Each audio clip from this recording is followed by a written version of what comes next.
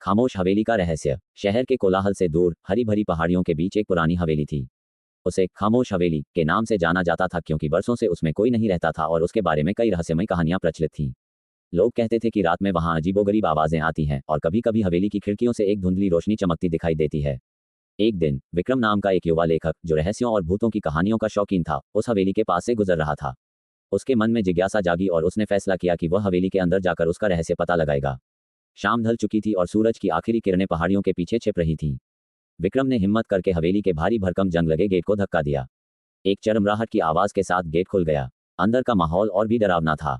हवा में एक अजीब सी गंध थी, जैसे पुरानी लकड़ी और सीलन की मिली जुली गंध। वह धीरे धीरे अंदर गया। कमरे धूल और जालों से भरे थे। टूटे हुए फर्नीचर बिखरे पड़े थे और दीवारों पर से पेंट उखड़ रहा था।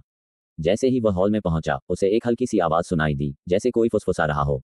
विक्रम का दिल तेजी से धड़कने लगा, लेकिन उसने हिम्मत नहीं हारी। वह आवाज का पीछा करते हुए एक बड़े से कमरे में पहुंचा। वहां एक पुराना पियानो रखा था, जिसके ऊपर धूल की मोटी परत जमी थी। लेकिन हैरानी की बात यह थी कि उस पियानो से ही वह फुसफुसाहट आ रही थी।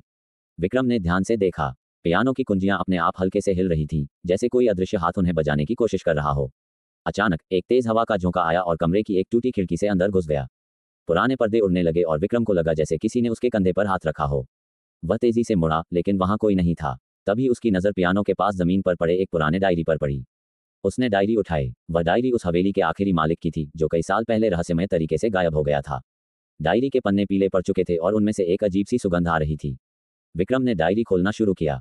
पन्ने पलटते हुए वह एक जगह रुका जहां लिखा था, मेरी आत्मा इस संगीत में कैद है। जो इसे सुन सकेगा वही मुझे मुक्ति दिला पाएगा। विक्रम को कुछ समझ नहीं आया। उसने पियानो की कुंजियों को छुआ। जैसे ही उसने एक धुन बजाई, हवा में एक मधुर संगीत गूंजने लगा। ये वही धुन थी जो डायरी में लिखे अंतिम पृष्ठ पर नोट की गई थी।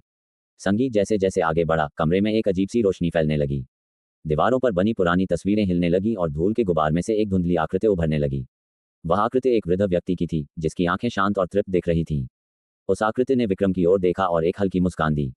फिर धीरे धीरे वह आकृति और रोशनी दोनों हवा में विलीन हो गए। पियानो से आवाज आनी बंद हो गई और कमरा फिर से खामोश हो गया। विक्रम समझ गया कि उसने उस आत्मा को मुक्ति दिला दी है जो बरसों से उस हवेली में भटक रही थी। उस दिन के बाद खामोश हवेली में कोई अजीब आवाज नहीं आई और न ही कोई रोशनी दिखी।